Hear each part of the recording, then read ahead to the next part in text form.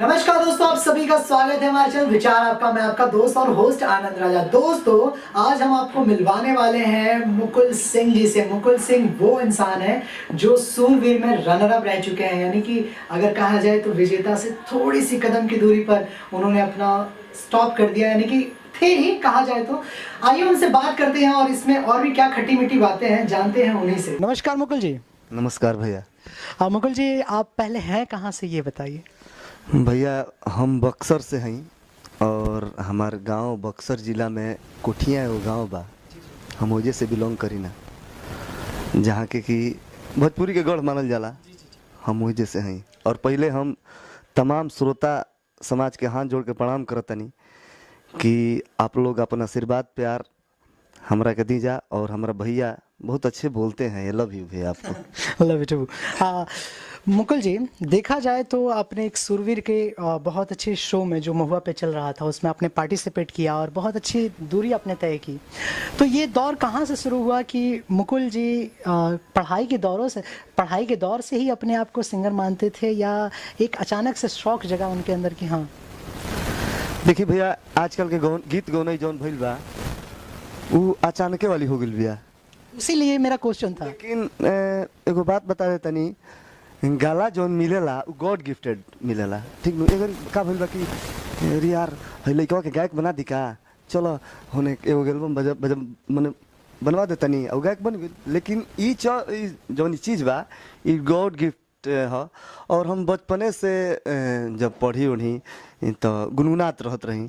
या गांव में हर कीर्तन हुई, रामायण हुई, तो हम जाइब तो हर कीर्तन गाइब तो जाके लोग बड़ी पसंद करी कि यार बहुत बढ़िया मीठ आवाज़ बा, लड़का गाई तो बहुत अच्छा। तो हम हर कीर्तन बहुत दिन से गावत रही। तो बचपन के दौर से? हाँ, बचपन से ही स्टार्ट भइल। क्या बात है। आप जितनी प्यारी मीठी भोजपुरी बोल रहे हैं, मन मेरा भी कर रहा है कि, क्योंकि मैं भी उसी थी धरती से हूँ, तो मन कर रहा है कि हाँ भोजपुरी में ही किया जाए बात। तो रुआ जौन अपन करियर के शुरुआत कैनी वो बचपन से कैनी, लइकाई से।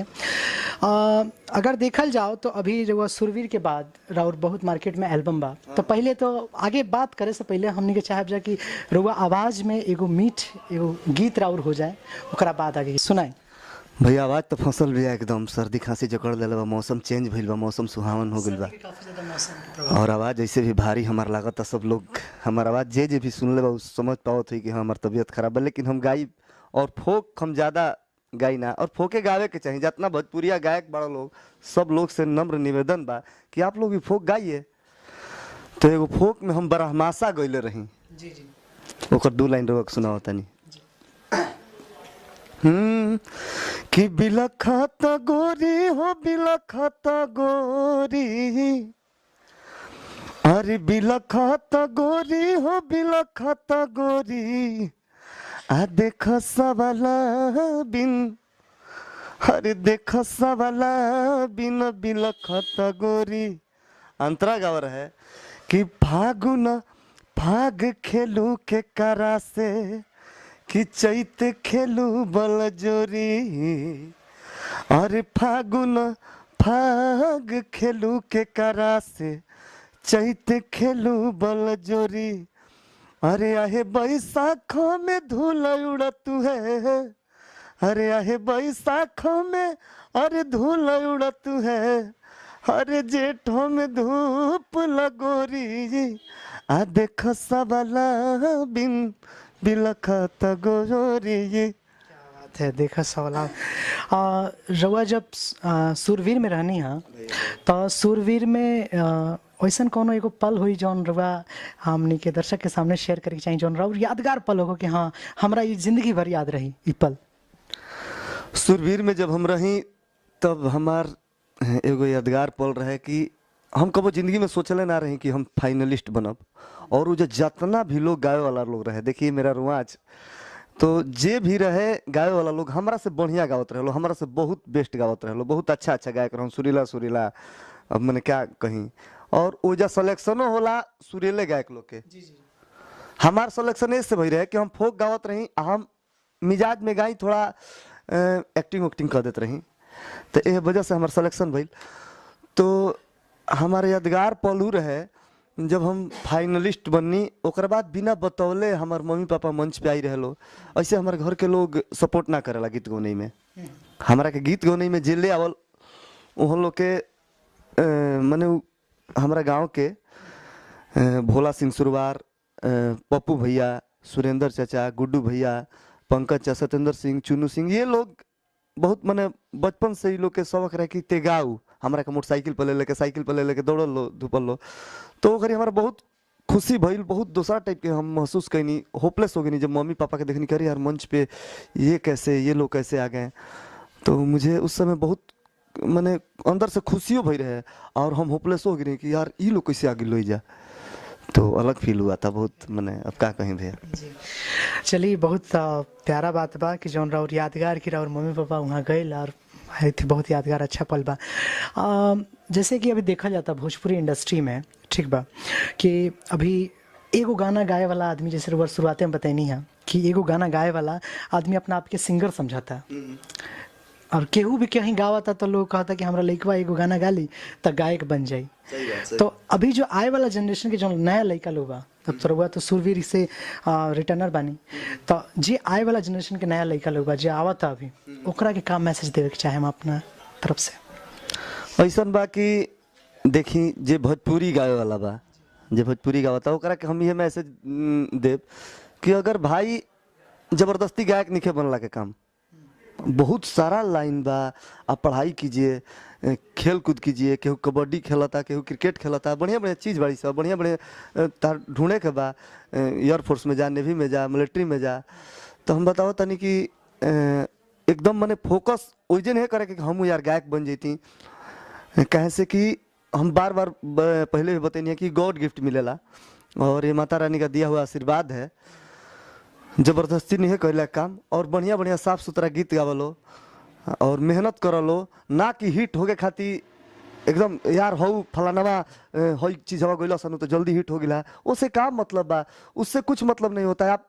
आप गंदा गाना गा दीजिए, मान लीजिए गंदा गाना गा दीजिए, आपका व्यू चला गया 5,000 मिलियन, 500 मिलियन, 100 मिलियन चली गई, उससे क्या मतलब बता।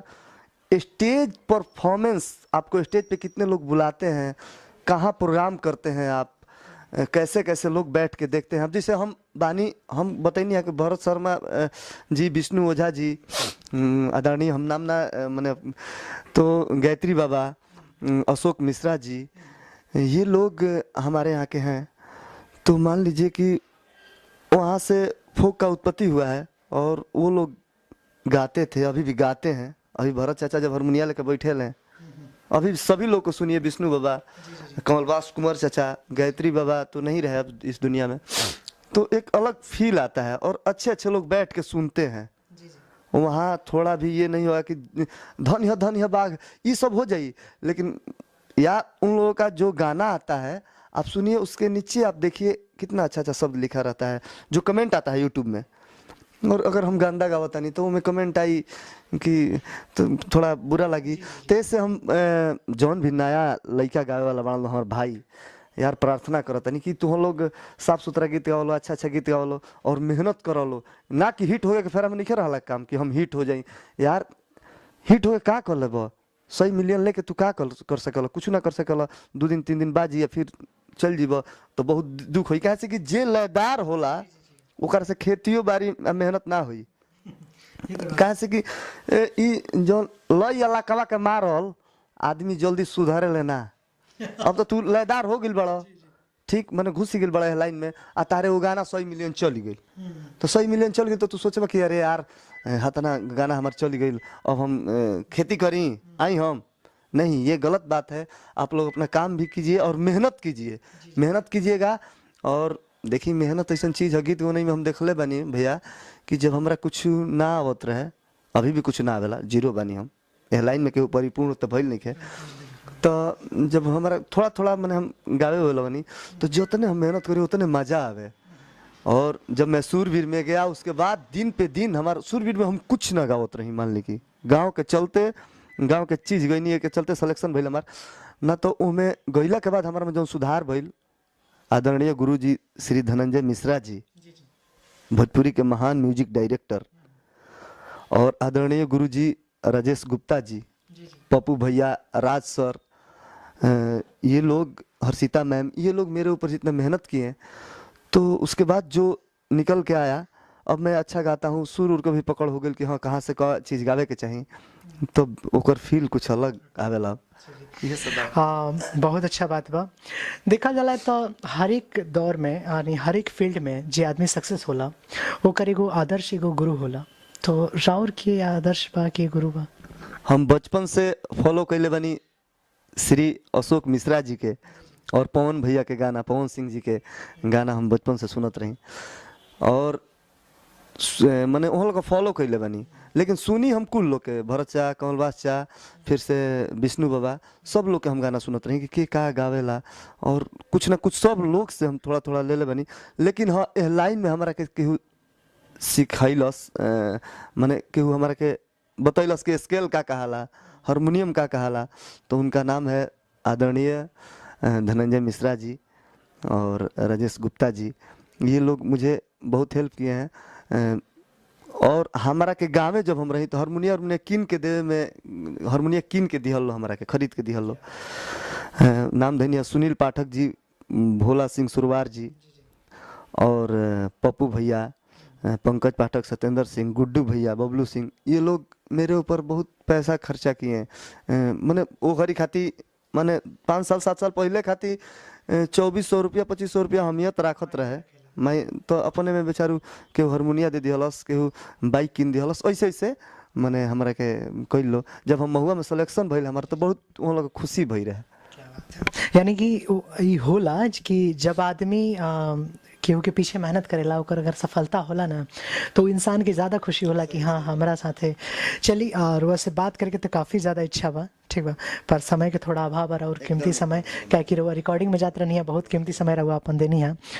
जात जात हमने के दर्शक के कुछ कहे के चाहे रहुआ? दर्शक लोग से ये प्रार्थना बा कि आप लोग भी हम लोगों को आशीर्वाद प्यार दीजिए, और जो भी अच्छा गा रहा है, जो भी अच्छा, हमारे के ना कि मुकुले के खाली आशीर्वाद प्यार पूरा लेके खांची से उनका के तोप दे बना, जे भी अच्छा गावता अगर ओकरा के आप लोग आशीर्वाद प्यार दी, आ जे खराब गावता ओकरा के निगलेक्ट करी। और एगो और बात हम कहब, कुछ लोग हमार चाचा उचा वालो, आदरणीय नंद कुमार तिवारी चाचा, आप अश्लील के खिलाफ चाचा हमार उठल बने बहुत मने, और बहुत लोग साथे बा, सही बात बा, आप अश्लील के खिलाफ उठिए। लेकिन चाचा एगो निहोरा बा, प्रार्थना बरुआ से कि अश्लील के खिलाफ आप उठता नहीं तो अश्लील के रुआ प्रचार प्रसार मत करी, उ बजेबे मत करी कि देखिए ये गाना आप जो अच्छा लोग गाए हैं उसको भी प्रमोट कीजिए, अपने आप अश्लील नीचे चला जाएगा। अगर बढ़िया का गाना उठी तो नीचे चल जाई। तो बस प्रार्थना बा कि आप लोग बढ़िया बढ़िया गाना सुनी और अपना भाई मुकुल सिंह के आशीर्वाद प्यार दीजिए, और सब गायक लोग के आशीर्वाद प्यार देवे के बा, ना कि स्पेशल हमारा वह कुल बात भी है। जैसे कि दोस्तों अब हिंदी में आ जाते हैं। जैसे कि दोस्तों ये इनका कहने का मतलब वही है, जब कल में जब बालू आने लगता है तो कुछ देर अगर पानी को रख दिया जाता है तो बालू नीचे बैठ जाता है। तो अच्छी चीज़ अगर पानी है तो कुछ दिन अपना अच्छे गानों को अगर मार्केट में सुनाएंगे, उन गानों को ना सुनाते हुए जो गाने अभद्र हैं उन गानों को ना सुनाते हुए अच्छे गाने सुनाएंगे तो अपने आप बालू की तरह वो नीचे बैठ जाएंगे और फिर उनका अस्तित्व खत्म हो जाएगा। तो इनसे बात करके तो काफ़ी अच्छा लगा। बने रहिए विचार के साथ। नमस्कार।